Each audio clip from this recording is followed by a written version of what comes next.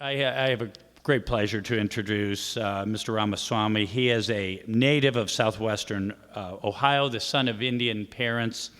He graduated from Harvard summa cum laude in biology. That was my major as well. In 2007. After graduation, he went to work in the healthcare and biotech industries and then graduated from Yale Law School in 2013. He founded the biotech company Roivant in 2014 and launched the largest biotech IPOs in 2015 and 2016. But in 2020, he left his company and has become a leading figure in advocating for stakeholder capitalism and free speech. He's left a company that developed a prostate cancer drug, and now he spends his time fighting a pernicious cancer, which can be called woke culture. Mr. Ramaswamy is the author of Woke Inc., Inside Corporate America's Social Justice Scam. Again, it is my great pleasure to introduce Mr. Ramaswamy. Thank you. It's a pleasure to be here. I've never been to Jefferson City before, but it's a city that I better late than never and making it to. So thank you for having me. So look, I know we have a pretty legally sophisticated audience here, so I'll kind of leave a lot of the introductory material to one side. I'm going to tell you at the end, I'm going to preview this right now, is I'm going to ask actually for some help from all of you in a new direction that I think is actually going to be useful in fighting for the agenda that I think many of us care about here, but in ways that go outside of the law and through the front door of the market to actually address a revival of an aspect of American culture that I think we're all circling around, even on that last panel, with debates that ultimately have trade-offs with how we address them through law and public policy, but may actually be more parsimoniously addressed through the market, which is actually a place that I've landed myself in the last 6 months of the journey that you just heard described in that introduction. That being said, let me talk a little bit about the focus of what I've been writing about over the course of the last year, and then lay out what I view as, I think, a better way forward to address the cultural issues at the core of this new woke epidemic. I think that one of the things they teach you in biology is that in order to understand the root causes of a cancer, you have to first, to understand a cancer, you have to first understand the root causes of that cancer. And I think the root causes of the modern secular religion, the secular religion which says that your identity is based on your race, your gender, and your sexual orientation, actually traces its origins not to the 21st century, where we've seen this perpetuate itself in our schools and other aspects of our culture, but rather through to the 20th century, to the two most toxic ideologies of the 1900s. And to me, those began on the other side of the Atlantic. Those were the philosophies of German Nazism, which was identity politics on steroids, and Soviet Marxism, which was an oppressor-oppressed narrative on steroids. You combine the two, and you get their modern love child, as I call it, of wokeism here on American soil. And this is a new secular religion in our country whose belief system centers on the idea that your identity is based on your race, your gender, and your sexual orientation. That if you're black, you're inherently disadvantaged. That if you're white, you're inherently privileged. Crucially, no matter your economic background or your upbringing, that's where it parts ways with 20th century Marxism, your race and your gender is what govern who you are and the thoughts and ideas you're allowed to have. And I think it's really important that we look at this new philosophy with clear eyes that don't put words in the other side's mouth, but really take the other side at their own word for what this new ideology represents. And so I wrote this book, Woke Inc., last year that went on to be a New York Times bestseller or something like this. There was a much more successful book than mine, a much more successful New York Times bestseller by the name of How to Be an Anti-Racist, authored by Ibram Kendi. And early in his book, he lays out what's really the core thesis of the book, the idea that the remedy to past discrimination is present discrimination, that the remedy to present discrimination is future discrimination. Agree or not, that's what the anti-racist movement claims as a core tenet of what it actually stands for today. So at least we can understand what the claim is before we debate it. Or the claims of Congresswoman Ayanna Pressley, a member of the squad in Congress, who famously said that we don't want any more black faces that don't want to be a black voice, that we don't want any more brown faces that don't want to be a brown voice, full stop. Again, agree or not, we can first understand the essence of the claim before actually debating its merits.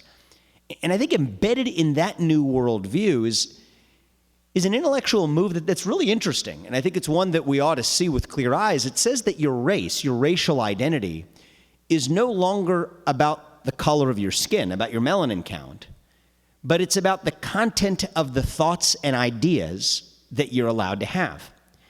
And this isn't just an accident of an Ayanna Pressley quote. I think it's a core tenet of the new postmodern identity movement. Actually, there was a famous protest to Peter Thiel's speech at the RNC a few years ago, saying that it was offensive to call Peter Thiel gay just because he happened to be attracted to men, and he was a man who was attracted to men, because gay meant more than who you were attracted to on the basis of your sexual orientation. It was a political identity that stood for the content of the views that you were supposed to espouse, and so forth. And so that's actually what rests at the heart of this new ideology, is conflating the characteristics that you inherit on the day that you're born with the content of the viewpoints that you're ultimately allowed to have.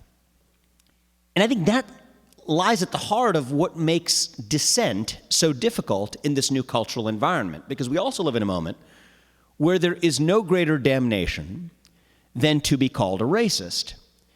So if your race is no longer about your skin color but represents the content of your political beliefs, then by definition, any disagreement with those political beliefs leaves you vulnerable to the allegation of racism. And because there is no greater damnation than to be called a racist, that puts a lot of everyday Americans in the position of having to choose between bending the knee to that new religion or being tarred with the scarlet R.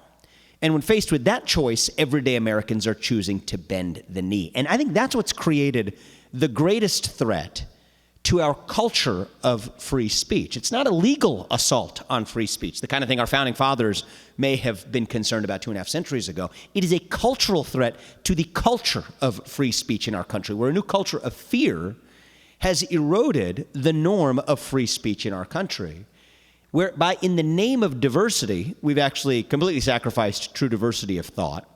In the name of inclusion, we've created an exclusionary culture where certain points of view just aren't welcome.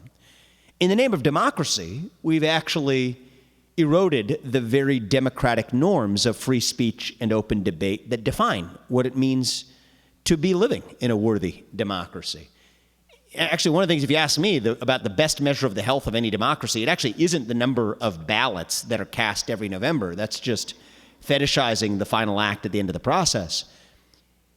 It is the percentage of people who actually feel free to express their true beliefs in public. And to me, there's no doubt that on that metric, we're doing abysmally today. There's data to back it up. In fact, there's a recent survey conducted by the Cato Institute which found that over 60% of Americans, that included Republicans, Democrats, and independents in the survey, 6 out of 10 of them said that they were afraid of expressing their true beliefs in public because of the current political environment. Personally, I can't remember a time in my life as an American born 36 years ago where there was a greater difference between what people were willing to express in private and what people were willing to say publicly. And to me, that is not America. That is not the country, certainly, that my parents came halfway across the world to join. It isn't the country that we want to see America become. But there's a challenge in all of this for groups like those of us in this room that have public policy available to us as a vehicle to drive the kind of cultural and social change for the better that has brought us to where we are, but addressing threats that are fundamentally cultural rather than legal in their origin, at least in the first order. And that's kind of the dilemma that I'm going to spend the balance of the hour talking about.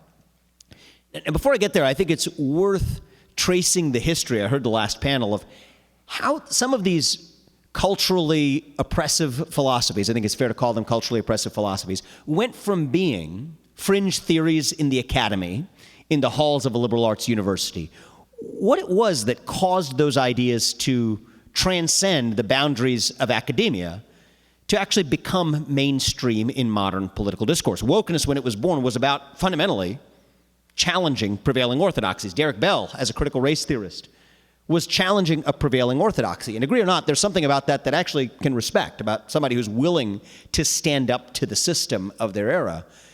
But the story that's more interesting today is when this new narrative of critical theory went from being about challenging the system to actually quietly becoming the system. And because part of the solutions I'm going to talk about actually relate to solutions that drive their way through the market, I'm actually going to trace one of the origin stories that begins in the market as well, that dates back to the 2008 financial crisis. So the 2008 financial crisis, most of you may remember it. I remembered it because my first job was in New York City in 2007 on the eve of the 2008 crisis. Back after the 2008 crisis, we lived in a moment where big business had just gone in this country from being viewed as the bad guys, or as being viewed as the guys who brought prosperity, to then being viewed as the bad guys in the back of the 2008 financial crisis. And for good reason, in some measure. I think that we can debate the policies of government-fueled bailouts, but ultimately, what we had was a period of time where a lot of bankers made a lot of money when time was good, and then they went to ultimately getting bailed out at the public fisc when times went bad. So understandably, a lot of people on the left, and even a lot of people on the right, myself included, had some issues with that instantiation of capitalism, which was really just another form of crony capitalism in disguise. So what happened was you had the Occupy Wall Street movement that was born that had a new demand that said that actually this system is broken. The thing that we need to do is to take money from all those wealthy corporate fat cats and redistribute it to poor people to help poor people. Agree or not, that is what the old left had to say. But there was the birth of this new woke left right around the same time that had a slightly different theory of the case. They said that actually the real problem wasn't quite economic injustice, as I alluded to earlier. No, it was racial injustice and misogyny and bigotry. And my view is that actually presented the opportunity of a generation for big business in this country to go from being the bad guys in the moment to actually becoming the good guys if they simply said the right things. Applaud diversity and inclusion. Put some token minorities on your boards. Muse about the racially disparate impact of climate change after you fly in a private jet to Davos. This is actually pretty good work if you can get it. But crucially, they didn't do it for free. They were happy to lend their money and lend, more importantly, their legitimacy to this new set of ideas. But they didn't do it for free. Their effective demand in return was that the new left look the other way when it came to leaving their own corporate power structures intact, because the old left was actually the biggest political threat to, let's just say, banking institutions in this country from the political perspective. But now, if the old left agreed to look the other way, that would ultimately be a grand bargain, a sort of Faustian bargain for each party, an arranged marriage for two parties that didn't necessarily love each other. They might have mutually disdained one another, but they were able to each get something out of the trade. That's how this new trend of so-called woke capitalism was born. A bunch of big banks got in bed with a bunch of woke millennials. Together, they birthed woke capitalism, and they used that to put Occupy Wall Street up for adoption. And that trade worked sufficiently well that other segments of the American business class started to get in on the act. I think Silicon Valley followed suit, where, again, they recognized that the historical threats to monopoly power used to come from the political left. But that if they could use their monopoly power, their set of corporate power, to service the ends of the left itself, they could use it to effectively defang the threats that they used to face, because the right was ultimately bound by their orthodoxies that say the free market can do no wrong and really can't come back punitively on their own terms. So what Silicon Valley realized is that they could use their monopoly power to censor, or in their language, moderate content that certain parts of the left found offensive. But again, they didn't do it for free. They effectively expected that the new woke left would look the other way when it came to leaving their own monopoly power intact. And again, it worked masterfully for both sides. That's the story of this arranged marriage. Not a marriage of love, but more like mutual prostitution. And the net result of that act was the birth of a new Leviathan, a new force in modern American life, what I call the woke industrial complex, that is far more powerful than big government or big business alone, because together it can do what neither one of them can do on its own. And by the way, the rest of corporate America jumped right in to get in on the act. Coca-Cola issuing new statements about a voting law in Georgia that make it sound more like a super PAC than a soft drink manufacturer, teaching its employees internally in its trainings how to be less white, to say nothing of its own role and its product's own role in fueling the nationwide epidemic of diabetes and obesity, including, by the way, in the black community they profess to care so much about.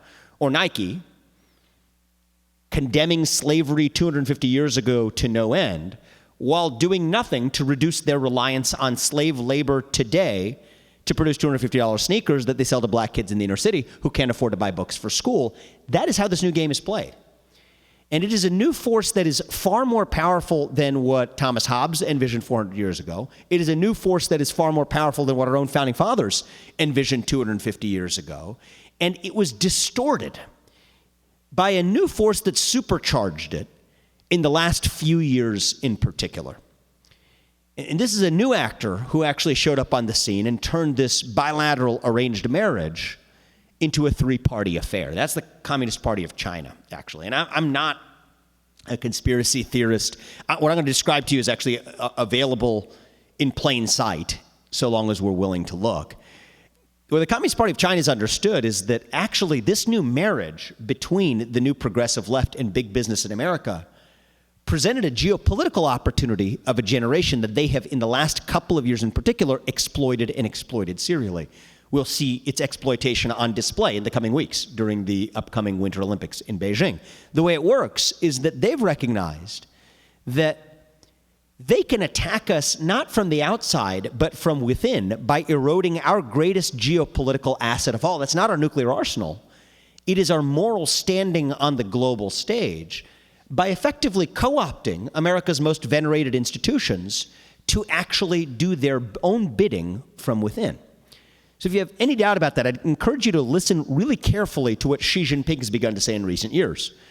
As most of you are probably aware, China is in the midst of perpetrating one of the greatest human rights atrocities committed by a major nation since the Third Reich of Germany in what they're doing in the Xinjiang province to a population of religious minorities known as the Uyghurs, who are enslaved by the million plus in concentration camps, subject to forced sterilization, communist indoctrination, and worse. And yet when Xi Jinping is now pressed by the EU or the UN, every time the first thing he says is that Black Lives Matter shows that the United States is no better. This is not an accident. Less than a year ago, his top diplomat came right here to the Alaska Summit, right here to the United States to the Alaska Summit, and in his opening statement, criticized the United States slaughtering, that is his word, slaughtering of black Americans, and that he demanded that on behalf of China, he wanted to see the U.S. do better on human rights. This would be laughable if it weren't for the fact that our own corporations are actually lending implicit moral credibility to his claims. Take Disney, just a couple of years ago, says that it could not shoot a film in the state of Georgia if they passed the equivalent of a heartbeat bill, a new anti-abortion statute. Yet just last year goes to Mulan at literally ground zero of the Uyghur human rights crisis and films the entire movie there without compunction until the very end of the movie, where they finally muster up the courage, in the credits to the film, you can see it today, to thank the local CCP authorities in Xinjiang for allowing them the privilege of filming there. That's Disney. The NBA is far worse, regularly decrying racial injustice here at home, continuing to expand into the Chinese market abroad. LeBron James, a top star from my home state in Ohio, a few years ago, was the first person to come to China's public defense when Daryl Morey of the Houston Rockets tweeted, "Fight for freedom, stand with Hong Kong." LeBron James ended up condemning what Daryl Morey had to say on behalf of Hong Kong and came to China's defense, as did Nike, as did the ownership of the Houston Rockets, as did other NBA stars. You might ask yourself why it is that these companies and their hired celebrities do it. The answer is actually quite simple. It's the same answer it came down to before, except here it's in an international context. It comes down to money. Because if you're an American corporation who wants to access the Chinese market, it turns out that China builds a great Chinese wall that prevents you from entering the Chinese market if you criticize the CCP. But they quietly roll out the red carpet if you criticize the United States. So that is how this new game is played. They actually turned a game that we started playing in the 1990s on its head.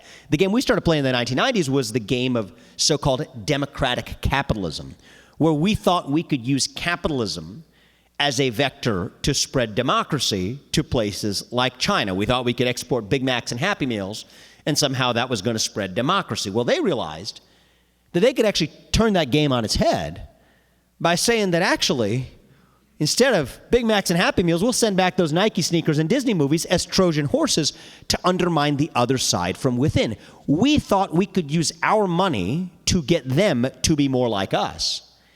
And what they recognized is that they could use their market power, their money, to get us to be more like them. Or one step even better, that they could use our money to get us to be more like them, which is effectively what they did from years of investment that began dating back to the 1990s. So these are flawed policies of the past, espoused both by Republicans and Democrats. And you know, by the way, who am I to blame anyone? I was in middle school at the time or elementary school at the time. That's the past. The question is where we go from here.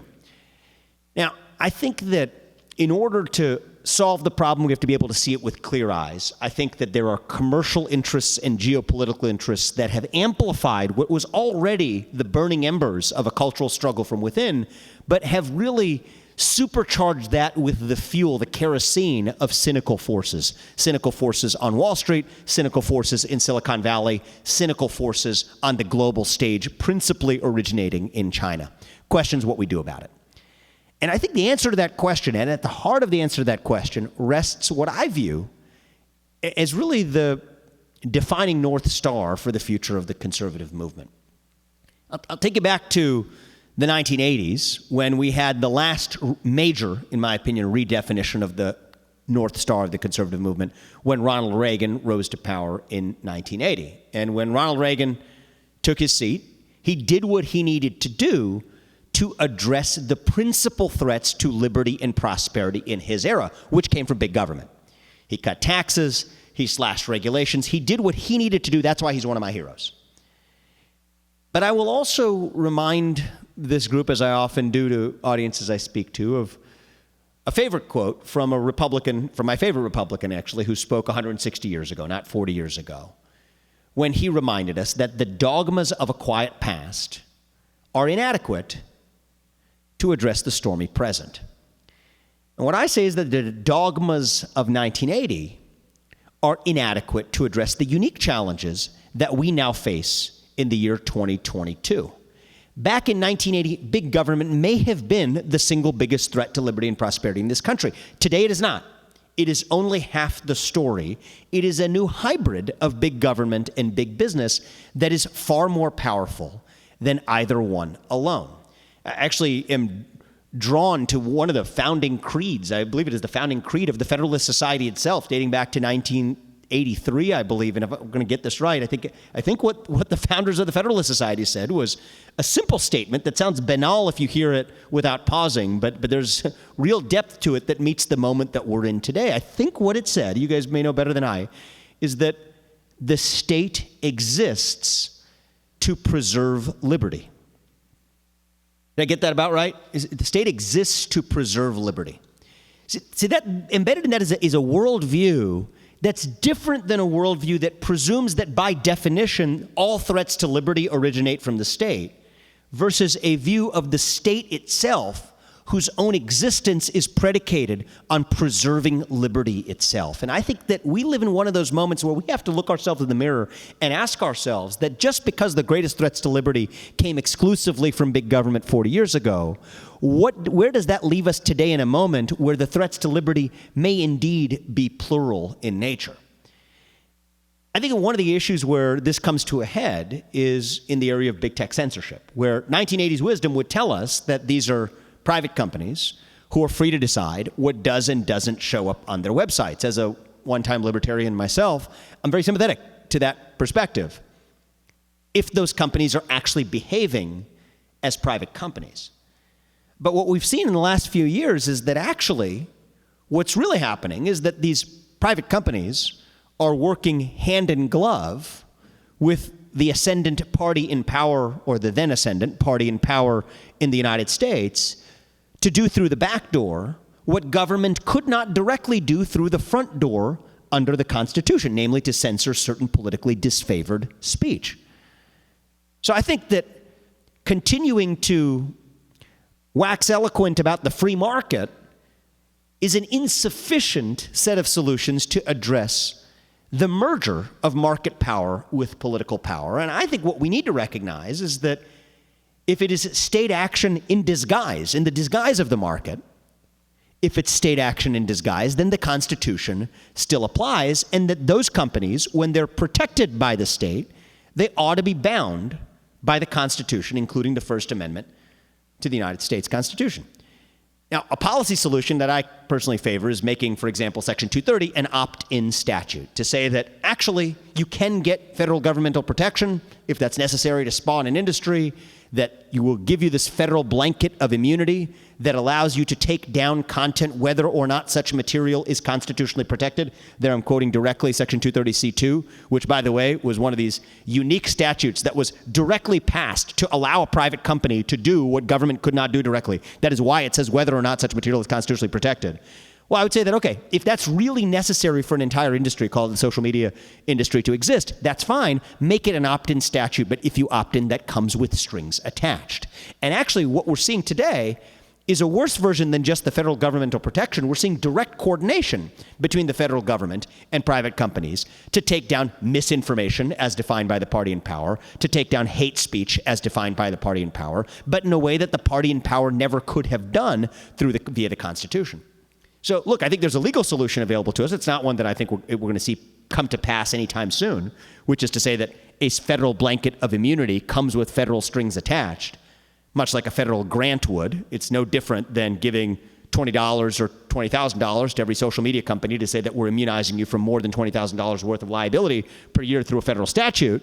That's got to come with strings attached. But even if that weren't going to come with strings attached, we already have existing legal doctrines in this country that allow us to make the case in court today that if it is state action in disguise, then the Constitution still applies, that the state should not be able to use private parties to do through the back door what they can't already accomplish through the front door.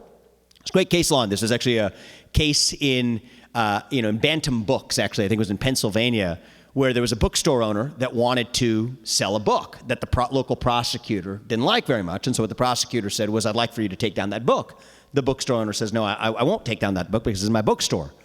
To which the prosecutor responds with, after coming back a few days later, with a threat that said that actually he was going to prosecute the bookstore owner under some unrelated statute for some unrelated violation if he didn't take down the disfavored book, the disfavored speech. At which point the bookstore owner bent the knee and took down the book. Somebody who wanted to buy the book then actually ends up suing the bookstore owner on the theory of state action, which says that actually this was not the decision of a private bookseller to decide what book he was and wasn't selling. It was the decision of the state wrapped in the veneer of the decision of a private company. The Supreme Court held that, no, that doesn't work. The state can't use a private bookshop owner to do what the state couldn't do directly, found state action in the guise of the private company.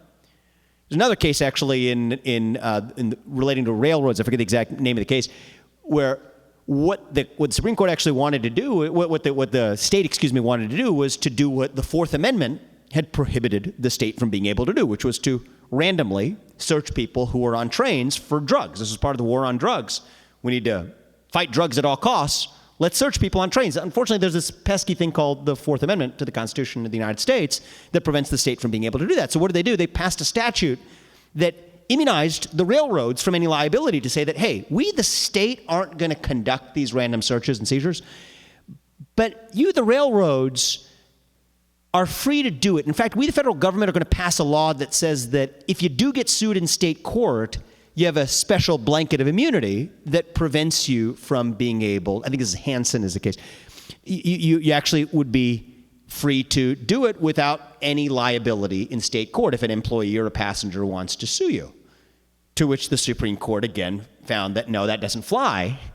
If government is going to immunize a private party from liability to be able to induce that private party to do what the government couldn't do directly, then again, it was still state action in disguise. There's another case that actually laid out what the standards are for finding state action in the guise of a private company.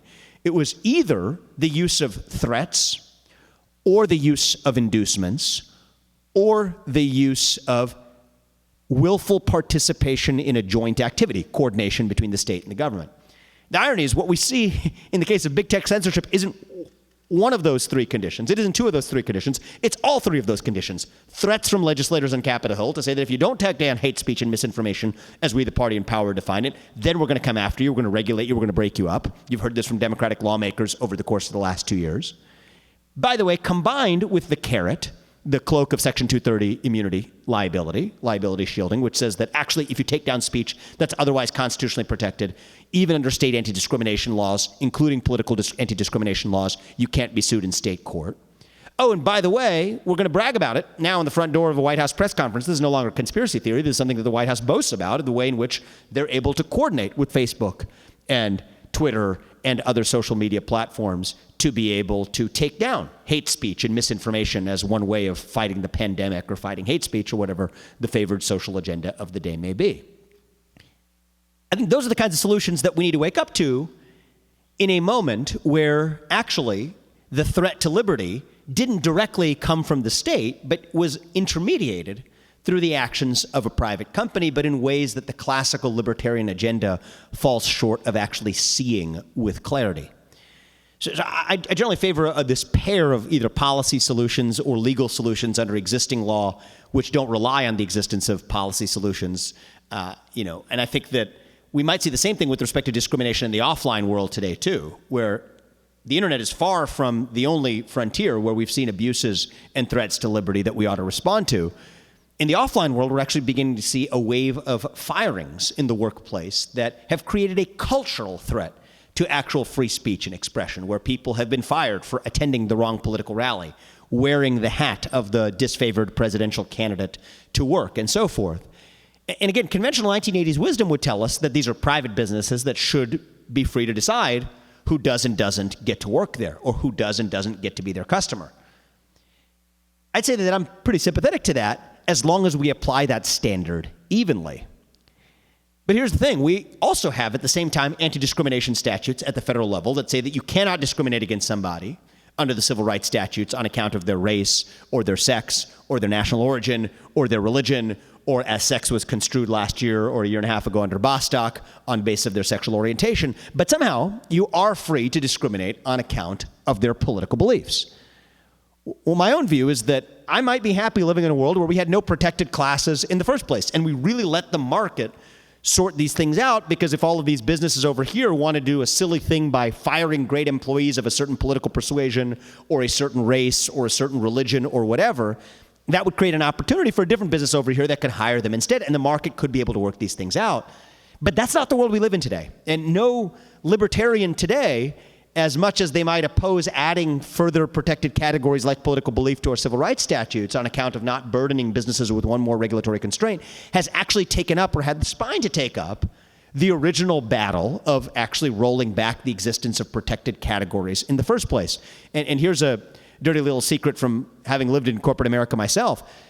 The existence of those protected categories are actually part of what created the very conditions for the kind of political discrimination that we see in the workplace today. Because actually, if you take protected categories like race and gender and sexual orientation and religion, and read that through the lens of a Griggs versus Duke power, which actually reads into the law findings of discrimination on the basis of disparate impact, that's where you get human resources bureaucracies, what I call the deep corporate apparatus, that administers those civil rights statutes through reviving the new dogma of anti-racism. Ibram Kendi, who I quoted earlier, the remedy to past discrimination is present discrimination. The remedy to present discrimination is future discrimination. That creates the very conditions for the rampant political discrimination that we see today, while leaving political discrimination unprotected. So the way I look at it is, if you can't fire somebody on account of their race or their gender or their sexual orientation or their religion, then you shouldn't be able to fire somebody or deplatform somebody on account of their political beliefs either. That if you can't fire somebody or deplatform somebody because they're black or gay or Muslim or white or Christian or Jewish or Hindu or whatever, then you should not be able to fire or deplatform somebody just because they're an outspoken conservative or an outspoken liberal, for that matter, either. And the thing is, this is no longer an academic issue. It is happening directly or indirectly every day in this country. If it can happen to the 45th president of the United States, whoever he was, it can happen to anybody in the country. Now, again, I don't hold out any hope that in the near term we're going to see political belief added to the U.S. civil rights statutes. I think it might be more plausible to add it to state-level protected categories. However, even without legislative action, there's actually available remedies, I think, under existing case law here too, as there was in the case of state action in the guise of big tech enterprises. Here, I think that actually I look to back to the civil rights statutes and the prohibition of discrimination on the basis of religion. Now, most people understand, I'm sure most of you do too, that the prohibition on discrimination on religion prevents you from firing an employee on account of his or her religious beliefs. But the flip side is also true, actually. It also means, under longstanding case law, that an employer cannot force its religion down the throats of that employee. The test is actually can't force an employee to bow down to the religion of the employer. Well, actually, that raises the question of whether the new orthodoxies that pervade our private sector actually meet the Supreme Court's test for what counts as a religion. And as I've argued in my book and in other forums, there's little doubt that the modern woke orthodoxy meets that standard in spades. There are certain words you can't say, clothes you can't wear, apologies you must recite, excommunication procedures that must be initiated. It is not a worldview on a single matter, but a comprehensive set of worldviews that are closely and sincerely held. If creativity, a religion that I don't subscribe to, which professes white supremacy as its core tenet, counts as a religion, as it does under Supreme Court case law in a case called Peterson, then surely anti-white supremacy, which is exactly what wokeness professes to be on its own terms, ought to count too. I mean, and I think it meets the Supreme Court's tests in spades. Even secular humanism counts as a religion under Supreme Court standards for what's protected under civil rights statutes. Surely the new postmodern religion of wokeness and critical theorism counts as well. So these are, I think, the unique pair of solutions that I think we can look to as legal minds, both from a public policy perspective as well as from a legal perspective, a litigation perspective even, under existing statutes. But I think that one of the things I've come to be, I think increasingly concerned about is the over-inclusive application of any of those solutions. Any policy is going to have unintended consequences. It was passed to meet one set of challenges. It's going to remain on the books, and 30 years from now is going to have some set of unintended consequences.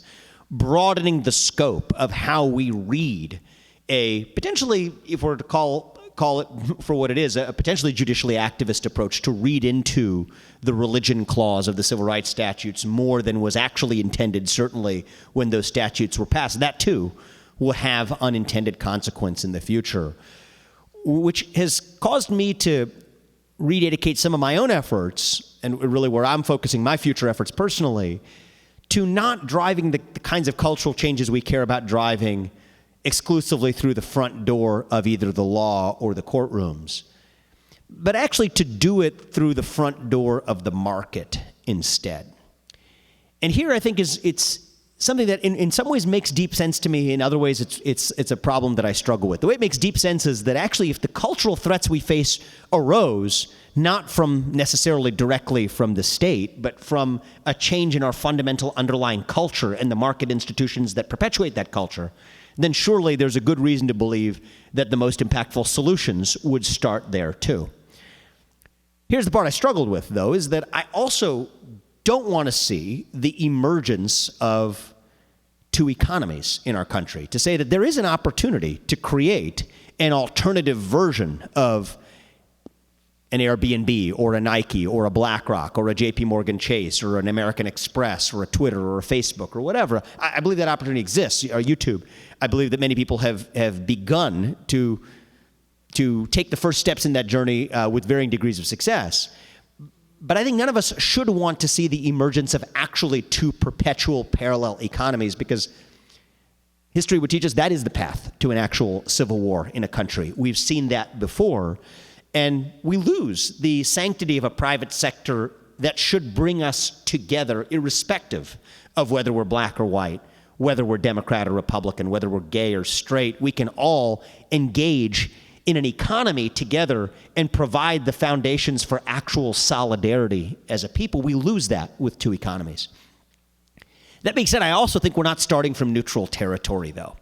And what I'd like to see is brave entrepreneurs and brave investors and brave market participants step up to take an actual universalist approach that captures an opportunity that I believe is staring us in the face. It's a commercial opportunity. I think it might be one of the biggest commercial opportunities of our moment, staring us in the face. Of 100+ million Americans today, I think the number is actually closer to 150 or 200 million Americans today, but at least 100 million, who are actually quietly, deeply disaffected from the places they work, from the places they shop, from the places they invest, from the places they bank, as big business in America has embraced a neo-progressive orthodoxy that they find personally repugnant.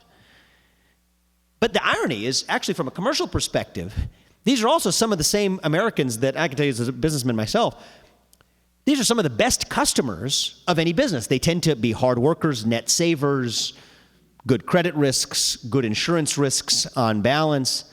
Yet these are exactly the very customers across the country who the rest of corporate America has abandoned, in some cases alienated, in some cases outright excluded, due to this unusual moment of cultural dislocation. And I think there's an opportunity to go after these customers, perhaps with a right-wing message, to say that actually, if corporate America's gone left, the new corporate America is going to go right. And I think that there could be a successful commercial opportunity available for some.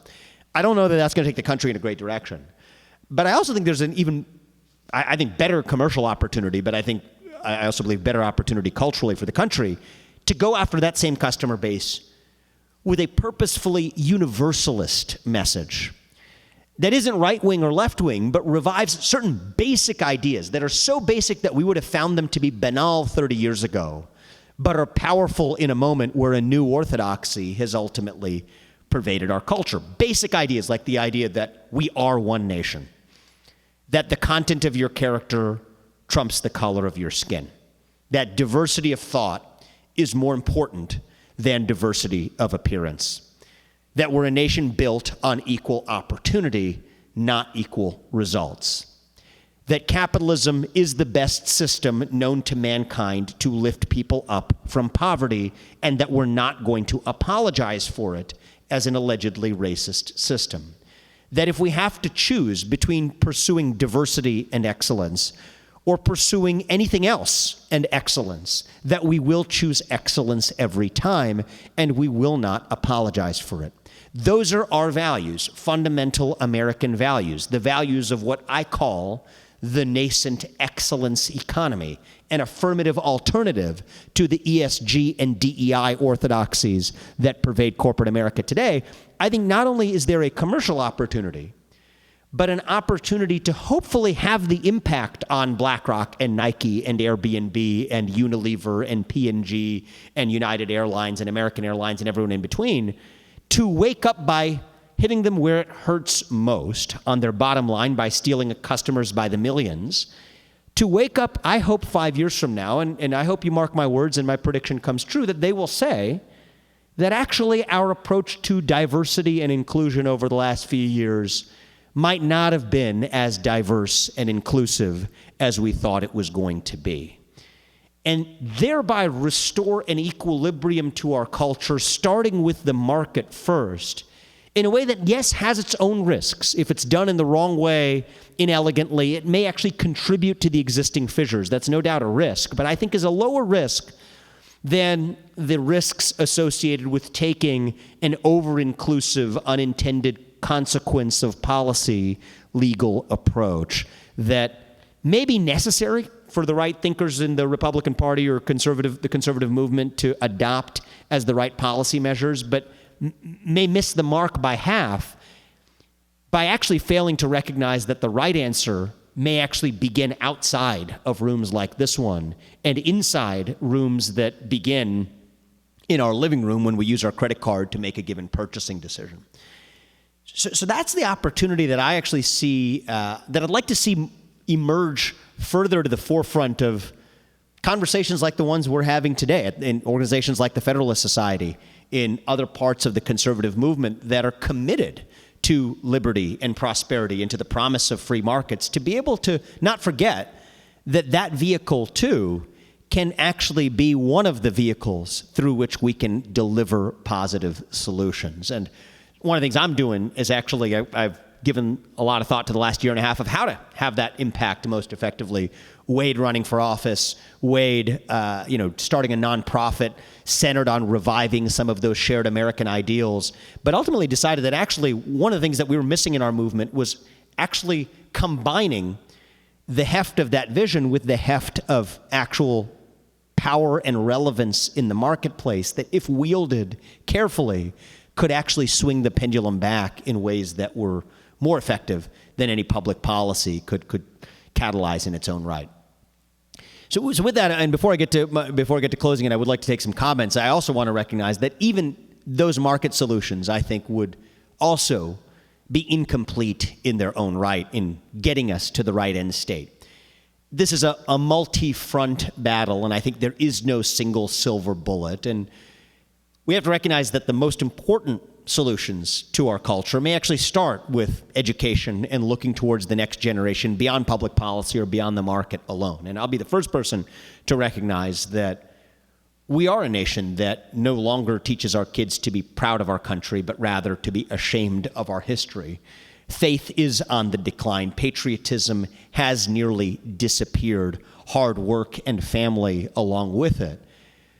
We're a nation that's built of a new generation, my generation included, that's actually really hungry for a sense of purpose, hungry for a cause, hungry for meaning and identity that we have failed to fill with the kinds of things that used to fill that hunger for purpose and identity, concepts like faith and patriotism and hard work. As those have disappeared, we now have a deep black hole left in its wake. And I think that it's when you have a vacuum that runs that deep that darker philosophies like postmodernism and wokeism begin to fill that void. And the thing that we're going to need to do is to fill that hole with something far more rich and far more meaningful than what the postmodern dogma offers. We've effectively taught a new generation of Americans that you have a moral hunger, and the way to satisfy that hunger is to go to Ben & Jerry's and order a cup of ice cream with a cup of morality on the side,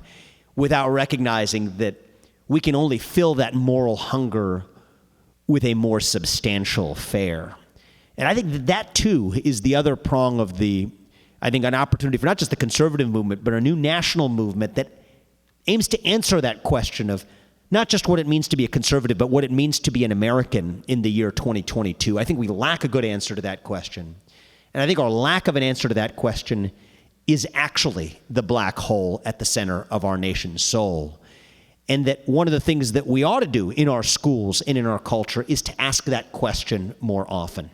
To ask ourselves to remind ourselves of what were those ideas that 250 years ago brought together an otherwise divided polyglot group of people, religiously divided and otherwise, together behind a shared vision of what a nation could be. Not just a place, but a vision for what that place could be. And at the top of that list of ideals was actually the very vision for the excellence economy that I outlined earlier too, the American dream. The idea that no matter who you are or where you came from or what language your parents spoke, you can achieve anything you ever want in this country with your own hard work, your own commitment, your own dedication, and by the way, have the freedom to speak your mind at every step of the way. That is the American dream. And I think that is what we're going to need to revive in every aspect of our culture, driven not just by law and policy, but by the market and education too, to revive a shared identity that dilutes the postmodern poison to irrelevance.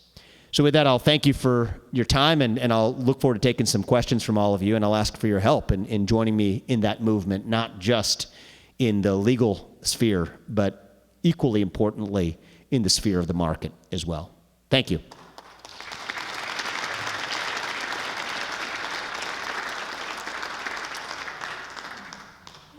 In your book, Woke Inc., you suggest one idea is to have mandatory public service for high school students during the summers.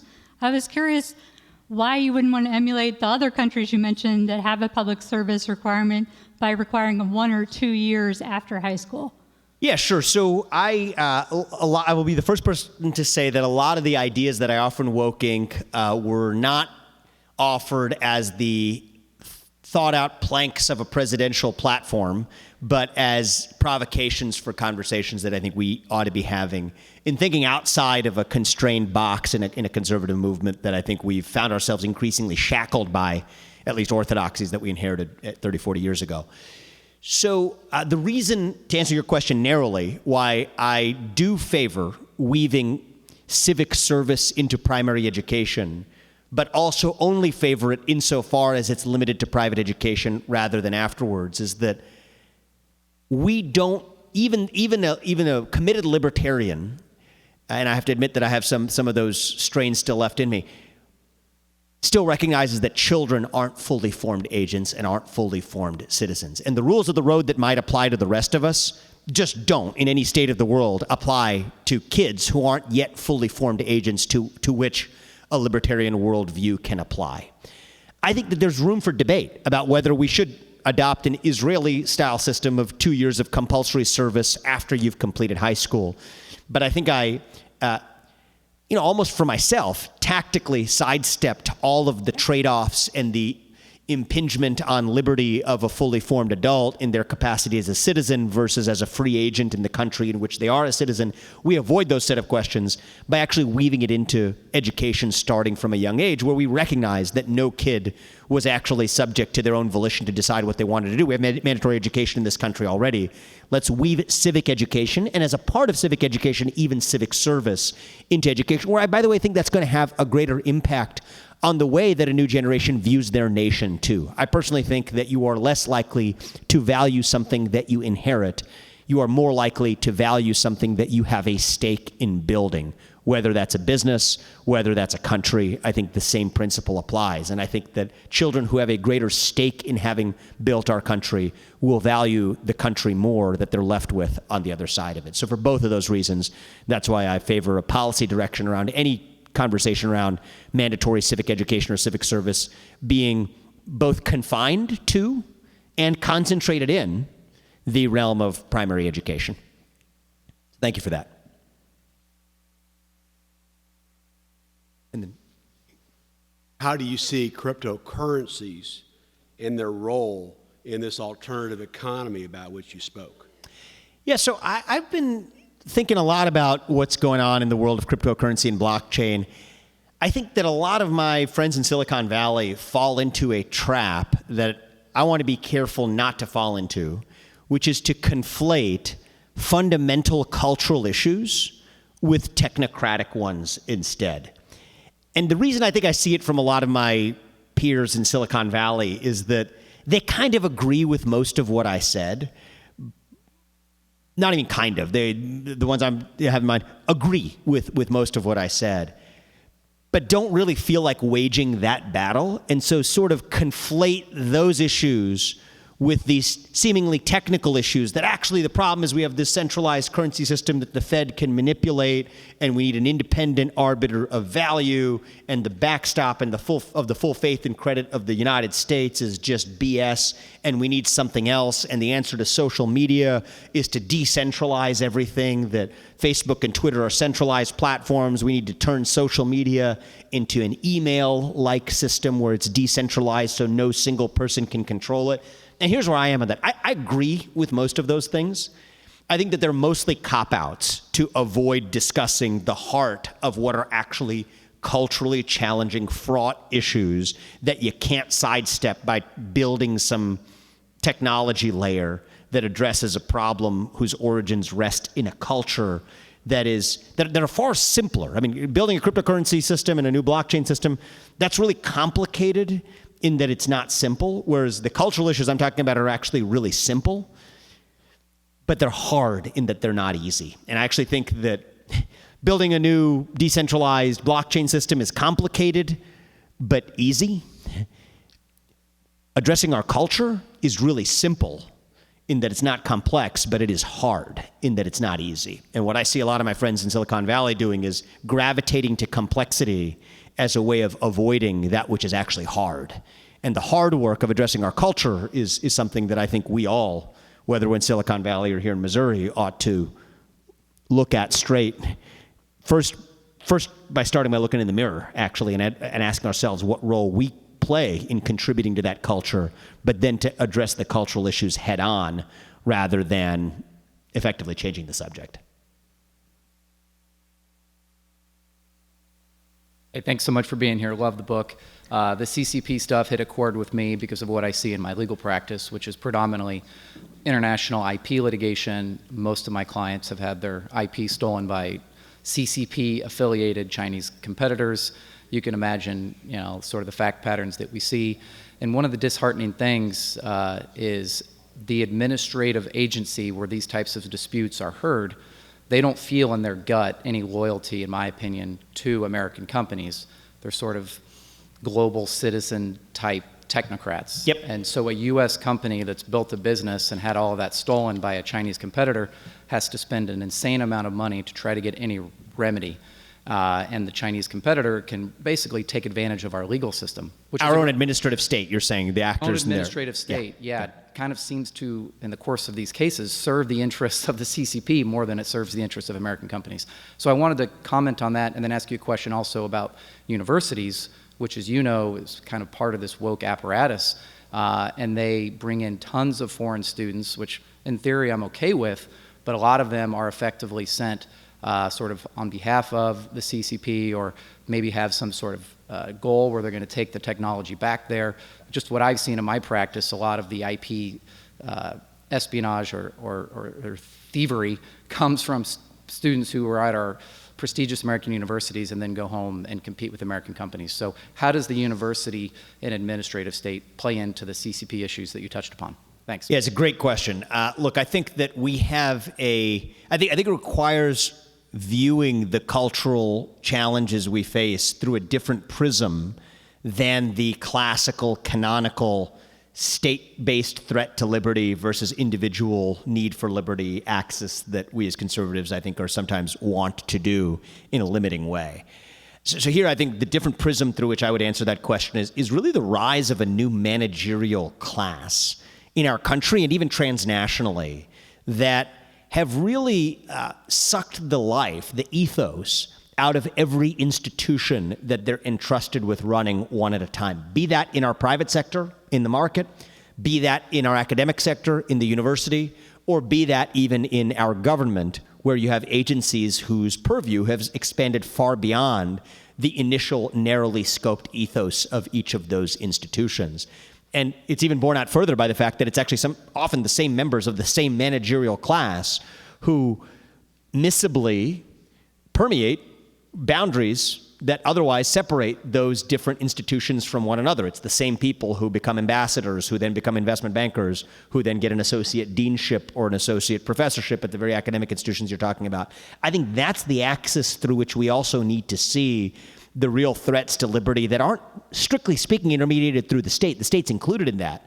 But it's a new managerial layer that, the way I think about it, is more aligned with biology. It's more like a cancer that metastasizes from one organ to another, and we can't look at the problem through the prism of just one of those organs, but through all of the organs that can actually be affected by a cancer that wasn't organ-specific in the first place. And I think that China has co-opted that managerial class, including through commercial interests at the level of individuals, as well as through more concerted efforts of downright placing members of that managerial class into the place where they rest today, to be able to co-opt that horizontal infection of institutions, both in the private, public, and educational sectors at once, to advance geopolitical aims in ways that neither of our political parties is really set up to see, because they're playing tug of war on a very different axis, while actually both parties house many members of that very managerial class that represents the source of that infection. So in a certain sense, the party apparatuses themselves are like organs that have also been infected by that metastasizing cancer. Where does that leave us by way of solutions? I think that, again, I more put this in the category currently of intellectual provocation than actual policy prescription, though I'm getting pretty close to the latter on some of these, is that, look, I think that we're going to have to, at some point as a country, embrace our willingness to endure short-term pain for long-run geopolitical gain as it pertains to China. I think it is currently unforgivable that we are underwriting we're effectively subsidizing the credibility of the CCP and the Xi regime by participating in the Winter Olympics that our athletes will be participating in the coming weeks. To the contrary, I think that we might want to think about a moment where we go in the other direction, to do the crazy. What I'm about to say, by any commercial standard, is a crazy thing to say, but we live in a crazy moment that may actually have even crazier geopolitical consequences if we fail to be bold today, which is to say that actually, you know what, tomorrow, and I would be comfortable, we could debate whether this should be done by executive order or would require legislative backstop. Tomorrow, no company that does business in the United States can simultaneously do business in China until certain conditions are met by the CCP, including but not limited to total transparency to the origin of this pandemic, total transparency with respect to the intellectual property and theft, and total transparency with respect to who is a direct or indirect agent of that regime in the managerial class spanning multiple institutions here. Until then, it's done. We're putting a hold on it, and that's it. And that will no doubt cause a shock and awe to the market for the worse. It will no doubt have an impact on many U.S. businesses that will have a short-term hit to their profits. But at some point, the question we have to ask ourselves is, are we really going to remain on the path where every American is a Uyghur 300 years from now, according to the Chinese vision, or do we take a step in the short run to be able to endure some level of short-run pain to be able to harvest the long-run geopolitical gain that we're going to have to recapture if we're ultimately going to be on the winning side of the defining great power struggle of our time? I also think as it pertains to our managerial class, I think that where most Republican presidents have failed, and certainly Democratic ones even more so, have been to actually run the government that they were elected to run. Even Donald Trump, in my opinion, nobody asked me for my opinion on this, but I'll offer it anyway because it relates to your question. I think his principal failure was that he actually failed to run the government that he was elected to run. He would, so much so that he would complain about it in press conferences from the White House press briefing room, that Anthony Fauci or the FBI or whatever, people who were supposed to report to him, supposedly, weren't doing the things that he wanted them to do, yet rather than firing them, was left to really complain to the media about it, which of course turned the media itself into a fifth branch of government that ultimately actually was in on the act. I think that whether you're a Democrat or a Republican, I think that you're going to need candidates who step up with a willingness to say that we're not going to reform these agencies, because they can't be reformed. The agenda is going to be that we're going to actually shut them down. And I don't care what the short-term consequences of shutting them down are actually going to be. If the FBI won't vet your nominees as the President of the United States, then the answer isn't to complain about it. It probably isn't even to fire the guy who you appointed to run the FBI, because that guy doesn't run it either. It's to shut it down, actually. Is there going to be a short-term consequence from shutting down the NIH and the FBI and the SEC and the FTC and the FDA? Probably. I think that there will be adverse, path-dependent, short-term consequences. But I think that if you're serious about addressing the managerial cancer, you can't treat one metastasis of that cancer with a Band-Aid. You have to go in with surgical therapy and then radiation to follow to get rid of the original tumor. And I think that that's something that we have yet to have mustered the political willingness to actually do. And I think that will be the defining question for the future of a conservative movement, of whether it actually has it in its bones to be able to do the thing that you're going to need to do to actually restore a real democracy, which is one where the people we elect to run the government are actually the ones who run the government, which certainly is not the state of affairs that obtains today. Amy? You want to go to a mic? Or I can repeat it. I'll repeat it.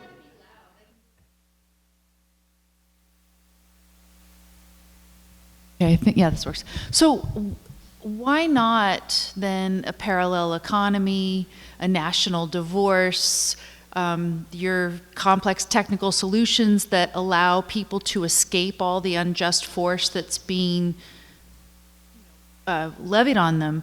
I see all of those solutions as an analogy to what you're saying with respect to China. We say, we're not going to do business with you unless and until you treat us properly on our terms. Why can't we do that, within our society?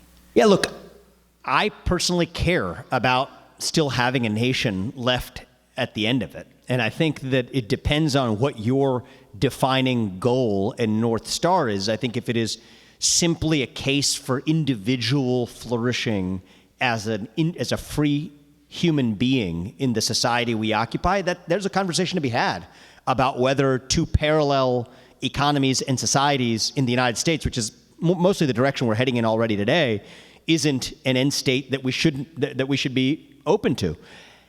I guess for me, America isn't just one of those things, though. It isn't just the story of the rugged individual and the American dream and the individualist notion of each of us being able to achieve whatever we want to achieve and our own dreams and our own prosperity.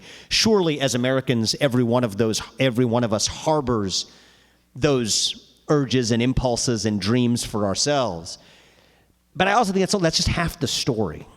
I also think America is the other thing too, a desire to be part of a whole that is greater than the sum of its parts, unity that brings together the disparate pieces that underlie it. 1776 wasn't just the year of the wealth of nations, it was also the year of the Declaration of Independence. And I think that the paradox at the heart of our American identity is that we're both of those things. We're individuals and we're a collective. We're not one of those things, we're both of those things. And I worry about the way in which resorting to the exclusive parallelization of the economy and then the culture sacrifices one of those things by making individual choice and self-actualization a choice at the expense of the greater whole that America represents too, as expressed through our democracy and our shared constitutional culture. So that's why I don't want to see things play out that way. But I'm halfway with you. I mean, I think that the solution has to be, I think, using the market to restore that culture back and to bring back participants in that market, some of whom have unwittingly veered too far in the direction of creating two parallel economies without recognizing the damage they've done. So I see that right now if the search for a parallel economy or some sort of side-by-side solution is just a recognition that there's a whole faction of our society today that has abandoned the original American ideal. So it's not rugged individualism where you're just doing it by yourself at the expense. It's that there's a group of people who want to be part of the type of society that you are discussing, but that there's a lot of people who are, by their actions at least, and also often their words, are saying that they don't. And let's just recognize that we are two different societies with different sets of values and allow people to make the choice, voluntarily participating in the one that is actually consistent with the American ideal. Yeah, so I think there, just descriptively, I would disagree with you that we actually are those two societies. I think that it sort of feels like a Platonic or Plato style shadow in the cave. That's what it looked. That's like what the shadow version of it looks like today. But it's a product of cynical exploitation of divisions that actually didn't cross the Rubicon of actually representing a fundamentally different culture, but a culture that was fraught with questions that we hadn't yet sorted out on questions of identity and who we are as a people, that were cynically exploited by a combination of commercial interests and geopolitical interests that have created the illusion of actually creating two cultures that were as separable as oil from water. And I think that part of why I like the parallel economy, not as a destination, but as a stop along the way, is that it exploits those cynical motivations by hitting them where it hurts most, by ultimately actually revealing, as it turns out, the profitable opportunity for going directly after the 150 million Americans who are hungry for that alternative. I predict that doing that in the right way will actually have the effect of revealing that we actually were one nation at the end of it, and the cynical forces that caused us to appear to be as divided as we were on two sides of a cultural Mississippi was actually just an illusion created by, I think, cynical exploitation from the outside, half of which was commercial interests within the United States, and the other half of which were commercial interests originating from places in China. So I'm with you, hoping for the same. We're going to have to stop it there. The representatives want their house back, but let's Thank you. thank Vivek. Thank you so much for your talk.